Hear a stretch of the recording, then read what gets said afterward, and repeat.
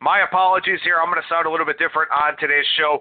Couldn't connect to Blog Talk Radio the way that I normally do, so just going with my cell phone here for the manner of hosting. So if I do sound not as polished as usual, or maybe there's a little bit of extra background noise, something like that, I do apologize for that. But make sure that you're going over to BangTheBook.com, checking out all of the great content that we have available, some shiny new things over there today. I put up a Major League Baseball transaction analysis piece this morning. It's about 2,800 words of a lot of the moves that we've seen here so far, and still a lot of moves left to go with a lot of free agents out there, kind of waiting on that before I do too much prep work for the Major League Baseball season. So you can check out that transaction analysis piece over at BangTheBook.com. Doug Carson's daily NBA or Monday, Wednesday, Friday NBA picks are up over there. Parker Michaels' daily NHL picks will be up this afternoon as well. So we've got that. We've got all kinds of Super Bowl content that we're going to be rolling out, betting trends every day for college basketball, the NBA, and the NHL. Tons of stuff going on over there, including free contests, sportsbook reviews, that matchup data section, free pick videos with yesterday's guest, Brian Blessing. We are your one-stop shop for sports betting news and information at BangTheBook.com. Finally, this and every edition of Bang the Book Radio presented by our friends over at DSI Sportsbook. Sign up using that promo code BTB and the number 25. You get a $25 free bet just for signing up, 100% deposit match bonus for the sportsbook, and 100% deposit match bonus for the live casino as well. At BetDSI, it's only a game until you bet it. Two guests joining me here on the program today. The first, Mr. Bryan Leonard from WagerTalk.com. Brian, how's it going today, man? Everything's going great. Well, lots of stuff to talk about here as we look at this week off for the NFL playoffs. We've got the Pro Bowl coming up on Sunday. I'm pretty sure you will have your all-time game of the year 100-star play on the Pro Bowl, much like everybody else out there in the industry. But you know, this week it's so slow moving. I mean, at least we've got the prop bets coming out a little bit earlier this year, it feels like, than in past years. But you know, still just talking about a lot of the same angles, considering a lot of the same things.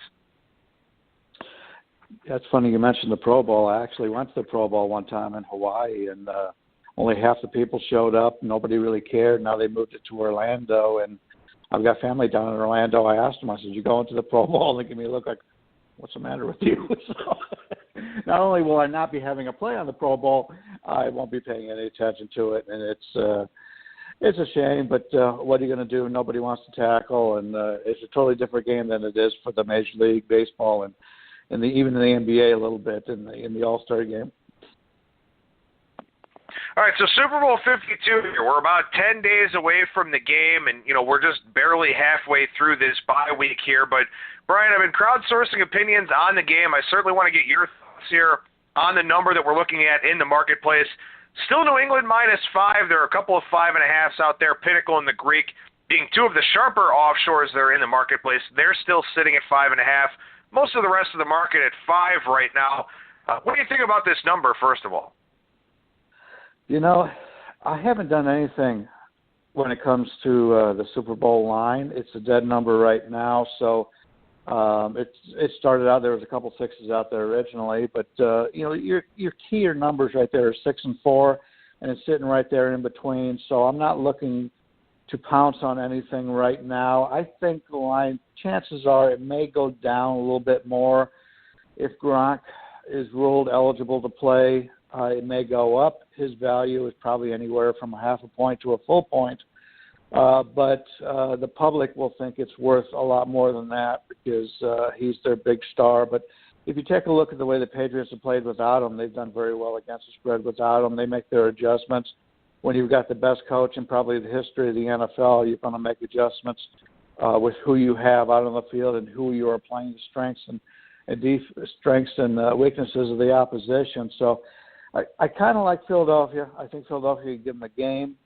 I think when you take a look at how these teams break down as to a yardage standpoint and how they've done defensively on the season, that's the big differential is the Philadelphia defense has been so much stronger than New England defense. But the Patriot defense is very good in the red zone, and they're one of those defenses that bend but don't break. So you have to take their numbers with a little bit of grain of salt because they play it a little bit differently than a lot of other teams do. And, you know, one thing I've taken a little bit of notice is both teams are very good in the red zone.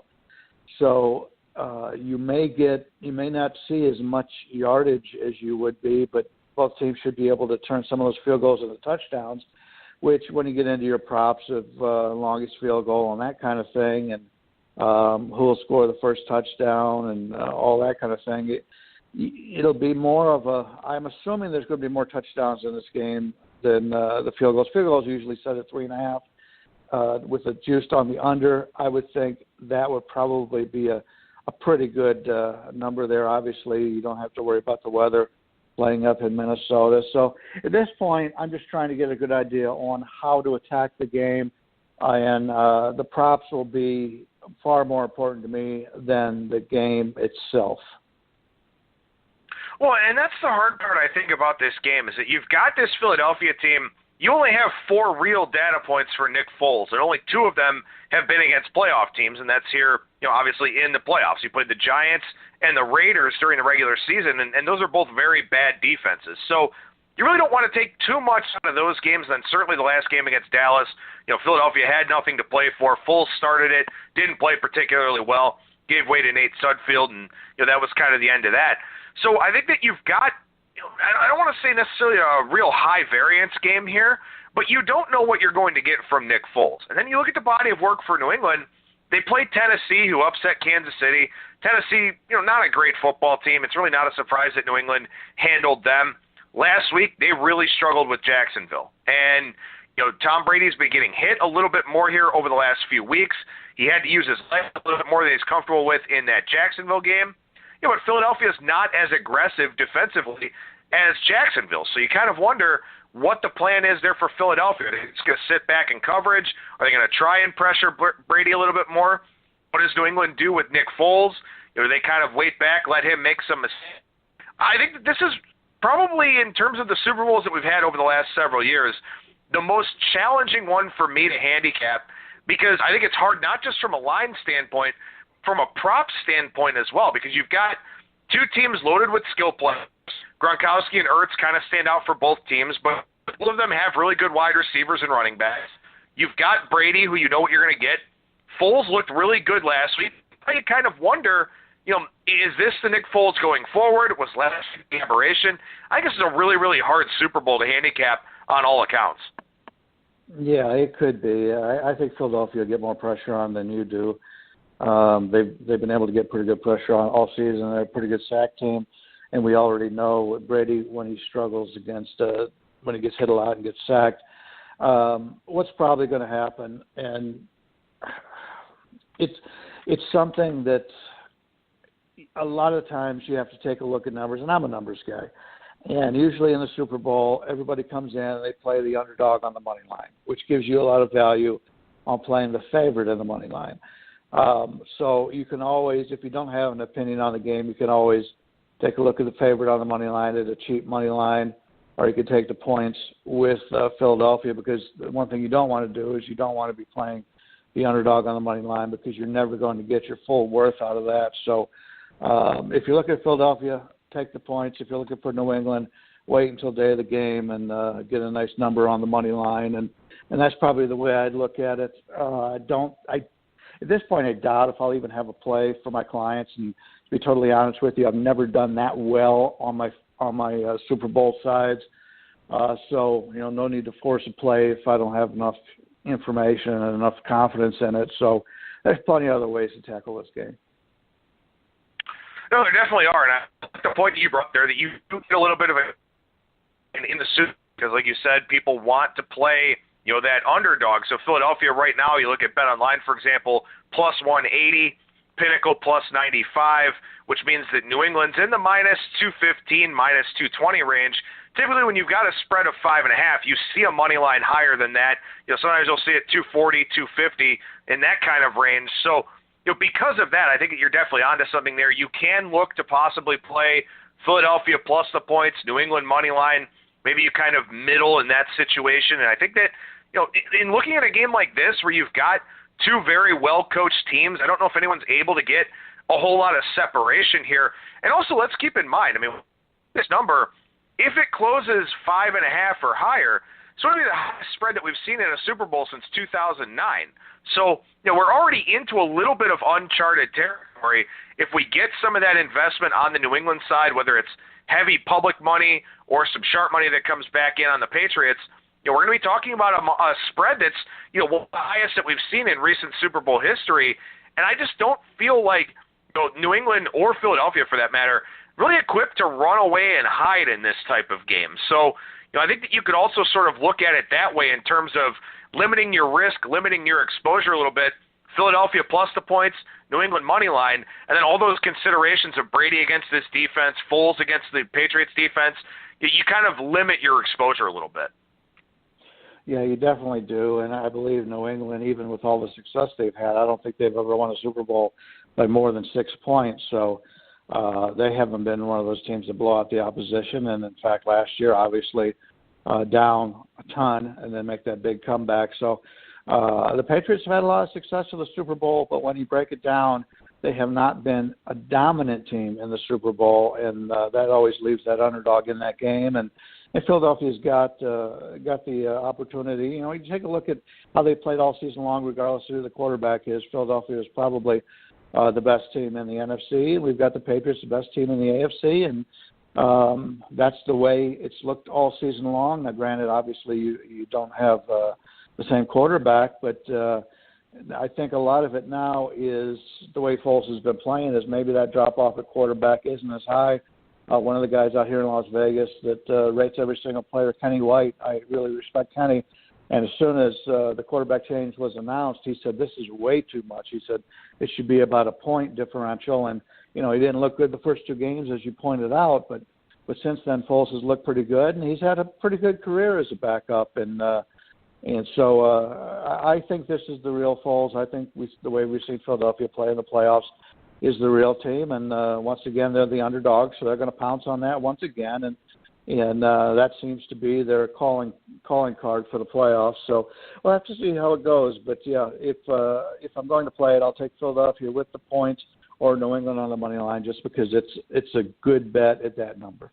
Well, and like I said, I think I said this leading into the divisional round game. When Doug Peterson took over with the Eagles, he said, I want Carson Wentz. This is the guy I want, and they gave him carte blanche to go out and get him, but he still kept Nick Foles around as the backup. So he must have felt, as somebody who has, developed and closely worked with quarterbacks throughout his coaching career, he must have felt that Foles could be the guy to step in for this offense.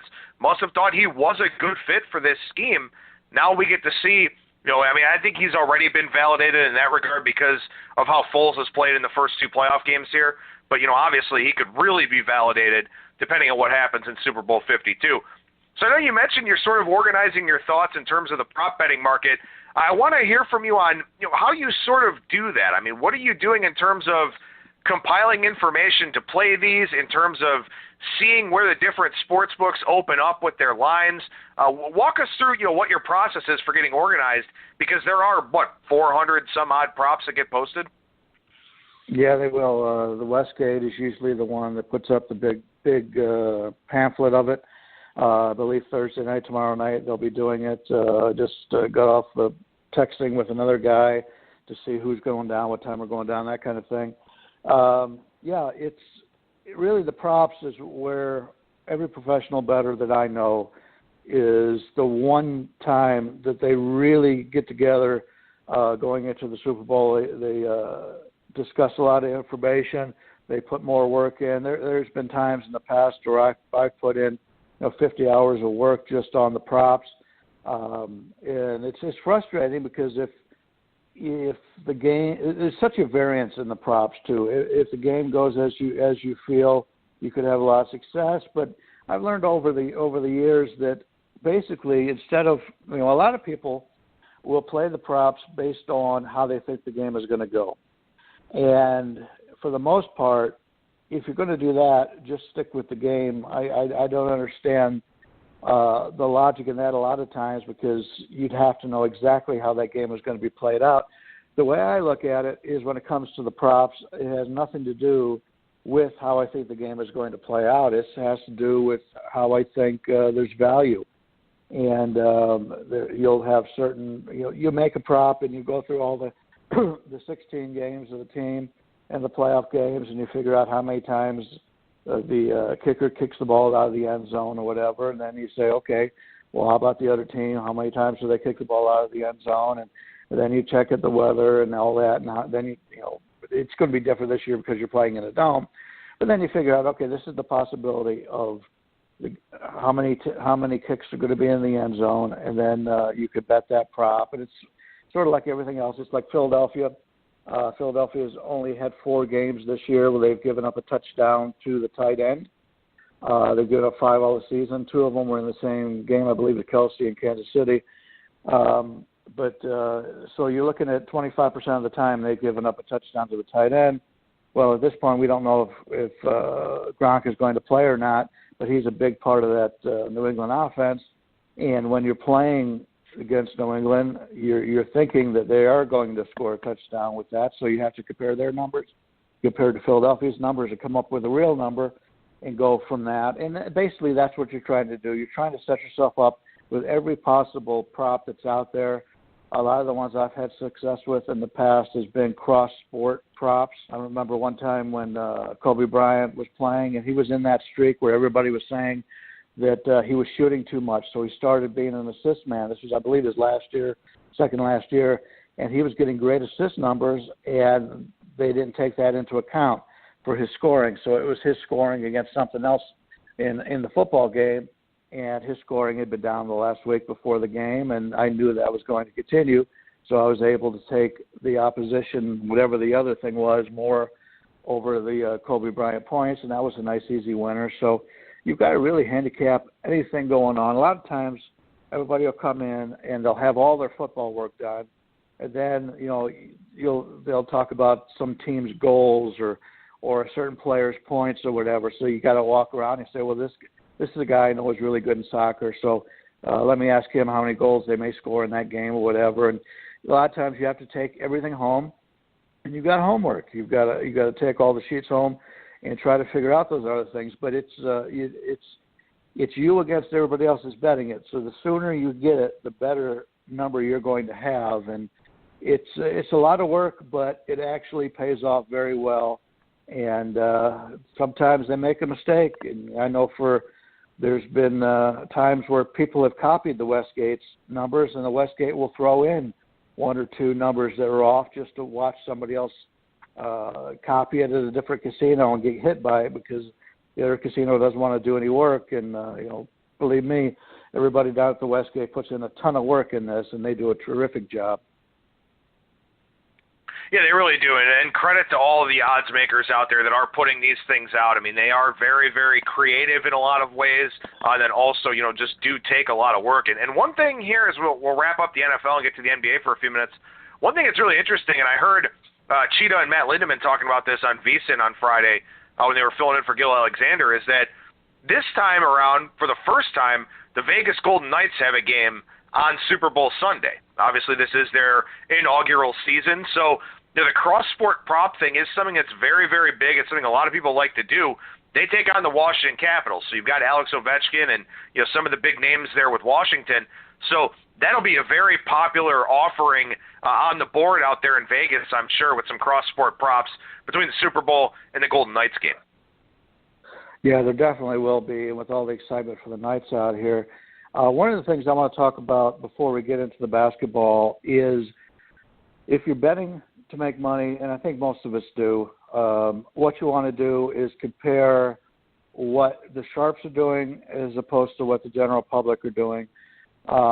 So when you make your list and you've got all your props bet, one thing I want to take a look at is how many minuses against how many pluses in your portfolio.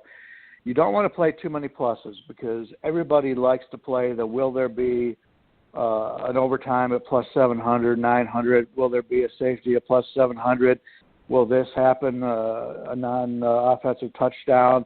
And they're all going to be the pluses. And, the general sports bettor who doesn't do it for a living, it's sort of like playing the slot machines. You come out to Vegas and you want the big payoff. You want to hit the mega bucks. You want to hit the big payoffs in the slot machines. You don't want to play to pay a lot to win a little, and that's where the pros come in. Is for years, last year I believe was the first year that the overtime ever hit, but the chances of an overtime hitting is a lot higher than what you're going to have to pay. So there's been times right before the game that you could lay 700, 800 to 1, 8 to 1 on will there be no overtime, and the chances of an overtime hitting are a lot higher than that. So there's guys that are going to be coming in there. If you have that big bankroll, they're going to be laying the minus numbers. So what you want to do is, if you want to see before the games are off, if you've got a really good portfolio, you'll have a lot more minus numbers at good numbers than you will the plus numbers, because it's rare to get value on playing the underdogs, the plus numbers, that kind of thing. It's like going to the horse race. You might think you've got a horse at 50 to 1, when in reality he should be 100 to 1.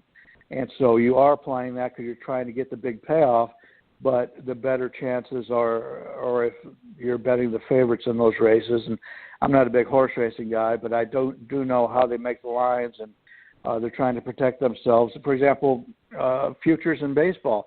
I remember back when the Braves and the Twins went to the World Series, huge numbers on getting those teams. Now you don't find those numbers anymore. In fact, I saw the other day the Browns were 300 to 1, and we all know the Browns are terrible. And it used to be that you could catch 5 or 6 baseball teams at 500 to 1. So just keep in mind that if you have a lot more minuses, you're going to have a better portfolio than you will if you have a lot of pluses in your card looking at the Super Bowl props. No, I think that's an excellent point to end on there, because those are very enticing things. I mean, I know my favorite prop from the national championship game was that there wouldn't be a defensive or special teams touchdown. I don't remember what the juice was. I think it was minus 170, minus 175, something like that. But, there wasn't one, and generally speaking, there's not going to be one. More often than not, there's not going to be one. Will there be a safety? Highly unlikely that there will be a safety. But when you look at the juice that's on something like that, it's generally 92% implied probability, something like that. Well, in reality, the chances of a safety are probably 2.5% at most. So there is value in laying those very heavily chalky numbers, but obviously, like you said, a lot of people just don't have the bankroll to go out there and play a minus 800, a minus 1,000 on will there be a safety? No, because they don't want to do that. So they'd rather play 1 unit to win 7.5 units on the off chance that there's a safety. So I think that's a really good point to end on. It's something we can talk about a little bit more next week as we focus in a little bit more on the prop betting market and some of the specific props that our handicappers and our guests here on the show will be playing. All right, let's transition over to the NBA. And last time when we talked about the NBA, we focused on the Cleveland Cavaliers and talked about all the problems that they have. And I said, well, I kind of like them against Orlando. This feels like a spot where they're going to step up because they gave up 127 points to them the previous game. Well, they were up by 20 at halftime, so I was feeling pretty good about myself. And then they win the game by 1 point. They gave up 148 to Oklahoma City over the weekend. Yesterday, debacle all around. You had the Kevin Love news late Monday night that they're having problems with that. Seems like Isaiah Thomas and Jay Crowder are, decent fits from a playing standpoint, but not so much from a locker room standpoint.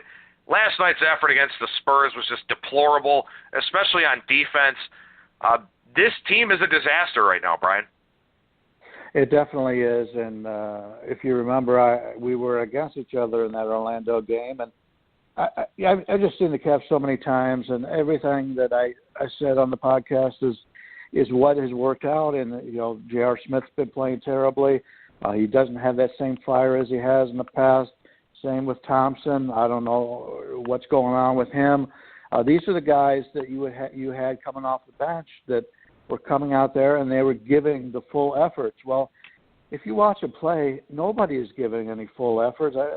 Dwayne Wade's at this point the guy that I like when he comes out on the court. He still makes the right cuts. He still puts himself in a position to get the open passes. Not many of the other guys do. And it's just one of those things that, when they went up against Oklahoma City, the telling part was you could watch every time Oklahoma City went down there, no matter who got the ball, they always seemed to be on J.R. Smith or Isaiah Thomas, and they had a 4 or 5 inch advantage in height when they went up against them. And no matter who it was, they would find that spot to be able to exploit the Cleveland Cavaliers defense, and it happened every time down. And then when you see Cleveland coming down, Cleveland doesn't look like they look to exploit anybody in that regard. Kevin Love's one of those guys that can shoot from the outside, so you're pulling the bigger guys out. They don't seem to do enough of that. And then when he goes down underneath, he should be able to have his way, and they've gotten totally away from that. So I don't know what's going on over there, but there's no way I'm going to back them. And they haven't covered since we've done that last podcast. They haven't come close to covering, and it's going to continue. Is this team right now just the effort is not there, and when you've got the veteran leadership, as much as I like LeBron, he keeps talking about getting these guys in gear. Half of it is his fault. He's not getting back on defense. He's complaining too much. He's not giving the same effort. You could see it offensively. There's been times in the past when he just takes it himself and goes to the hoop and he can't be stopped. He's not doing that right now. So when your leaders aren't putting in the effort and they're blaming other people, it's not a good situation. And I'm going to continue to bet against the Cavaliers every game, and it's basically free money at this point. I'm not somebody that's big on team chemistry. I mean, I think, honestly, the way that you fix team chemistry is you win games. And if you're winning games, everyone's getting along, things are hunky-dory, no one's pissed off at each other. And then you look at, things in the NBA, and obviously, the NBA has become it's I don't even know how to really describe it. I mean, you've got guys that are throwing shade on social media, Instagram in particular. You've got this soap opera now with the Cavs where they don't like the front office. They don't think they maximize their return on the Kyrie deal. Isaiah Thomas doesn't play defense. Kevin Love, they don't like him because he was sick and had a headache and whatever else. So in the NBA, it feels like you get this more than in other sports. And again, I'm finding out a lot of things about the NBA and handicapping it this year in terms of paying more attention to recent performances and streakiness, and then this whole concept of how teams get along. I mean, there are some very, very bad basketball teams out there that just don't have talent, but they're out there giving an effort every single night. You've got other teams that are really talented like Cleveland not giving any effort whatsoever. For Boston here, it seems like effort's been a little bit of a problem for them lately as they've now dropped, 4 in a row. And, the NBA is just, it's so fickle, it feels like. And that's something I'm trying to come to terms with here because, as I've talked about throughout the weeks here on the show, I'm a sample size type of guy. I believe in the long term. NBA, it seems like it's just a very, very short-term league. And when you look at a highly talented team like Cleveland just doing absolutely nothing in the NBA, and an expansion team of even as William Carlson called them for the Golden Knights, of these golden misfits, the way that they just play together and the effort that they're showing, it's a big reason why they're in the position that they're in, and the effort Cleveland's not showing is a big reason why they're in the position that they're in. So I think maybe these emotional angles and this streakiness of the NBA, it's been kind of eye-opening for me this year, to say the least. It definitely is, and one of the things I've looked at, and it's tough from a coaching standpoint because each player in the NBA makes so much money. They've been so good in college. Their entire career, they've been terrific ball players, and now they get to the NBA and they make their money. How many times do you see a guy sign a big contract and then all of a sudden he's not the same player? Maybe that has something to do with Thompson in this regard, because he just signed that big contract in the off season. And the coaches, for the most part, what can you do? Unless you're Pops or you're one of these coaches that have been around a long time that have the players' respect, it's tough to get the most out of your players. And, when Lou came into the organization, they brought him in as basically a backup for Blatt. He was a player's coach, and the players liked him. They didn't like Blatt. Well, now they're playing with the player's coach, and I don't think Lou has the ability to get really on these players. And he said after last night's game that he's making some changes, that's it. But he's kind of lost the team, and the team is doing what the team wants to do. And because I don't think there's the respect there because he hasn't had that success as an NBA coach, that part of that is the way the teams are playing. And a lot of times in the NBA, if you've got a stern coach that's respected, he wins every year, which is what San Antonio does. And look at Miami. After Miami has lost all these players over the years, and they continue to give a good effort every time out, even though their coach was originally, that was one of the coaches where nobody said they liked the coach, and now he has been able to prove himself that he's one of the better coaches in the NBA. So a lot of it comes down to coaching, and if you're a player's coach, sometimes the players want the player's coach, and they tend to walk all over you, and that seems to be what's happening in Cleveland right now. All right, well, the Cavs aren't in action here on Wednesday night. I believe they're off until Friday, I think. Anything that you do like here on tonight's card? We got a pretty healthy one. Looks like, about 9 games this evening? I haven't handicapped them enough to make a final decision on it. You did mention how Boston was playing as of late. I happen to think Toronto is the team I'm looking to come out of the East. Boston has some problems on their own, and they've got a great coach, but they played really well earlier in the season, and now they're struggling with just a lot of the same things that Cleveland has. The offenses haven't been nearly as good. They are a great defensive team, but I think Toronto is the team coming out of the East that I'm looking to back. I saw a few days ago they were 40-1 to win the NBA championship.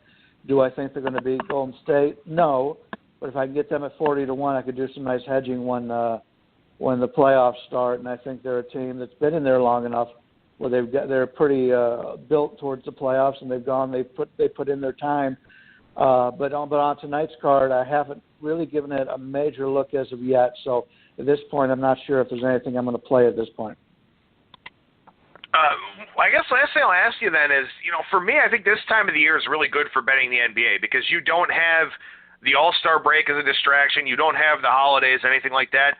Just kind of status quo. Teams have worked in a few more off days here because that's something that the commissioner on the Players Association really wanted. Still some situational opportunities out there. What are you focused the most on here in late January, early February in terms of handicapping the NBA? Is it the situational handicap? Is it your stronger numbers because you've got half a season worth of data on these teams? What are you relying on the most right now? Well, the situational is always something you always have to take a look at, and that's one of the first things that I look at when I'm handicapping the NBA. But like you said a little bit earlier, the ebbs and flows of the season where teams will play well at one point and they struggle later. People have a tendency to think they're going to play the same way all season long, and that's where you make your money. It's like the Cavaliers right now have not been very good, and so that's a team that we could play against. Boston's a team that has struggled as of late. I think we can make some money going against them. But you also have your teams like the New Jersey Nets and the Chicago Bulls are totally different than what they were earlier in the season. And if you could catch a team that is playing Chicago and New Jersey, Brooklyn, and they're going to overlook them just like Oklahoma City did the other day. They had just played the Cavaliers, and now they're playing the Nets. They had to struggle to win that game outright, so they had to do it in the last minute. So that's the time where you could take advantage of this. Just look at the teams that are starting to play a little bit. If you have the ability to watch the games, you definitely have an advantage because sometimes the baskets won't go in, but you could tell the flow of the game is something that's conducive to winning and how the teams are getting back on defense. So if you watch a lot of basketball, you're going to know before most people when a team is playing a lot better. And so as the season goes on, you have a lot of winning streaks and losing streaks, and you need to be able to pick out when these teams are playing poorly and take advantage of them because really the lines don't really move that much if whether a team's winning or losing. It may be at a 7 level, and if they go up, if they're playing good ball, maybe at an 8 level, and maybe at a 6 level if they're not playing good ball. So it doesn't really move a whole lot, but you can make some good money on looking at the teams that are either going above or below what their season to date is and kind of riding those streaks. Bryan Leonard from WagerTalk.com. What's going on over at the website right now, Bryan? Been putting up a little bit more plays than I normally have. Been putting up a free play each and every day. So if you're into the free plays, I'm going to have those up at Wager Talk each and every day now. Been on a nice run. I think we've gone 5-2 this week. So those are always nice, and obviously they're free. and putting up, handicapping the basketball and the hockey and the football right now. And like I said, I probably won't have much on the Super Bowl for the side, but I will be putting out my top prop plays. So there'll be a prop package up there, and we'll always make it at a reasonable price for everyone. Well, and you can follow Bryan on Twitter at BLeonardSports. Bryan Leonard, WagerTalk.com. Appreciate your time here today. Thank you so much, man. We'll talk to you again next week. Best of luck to everyone.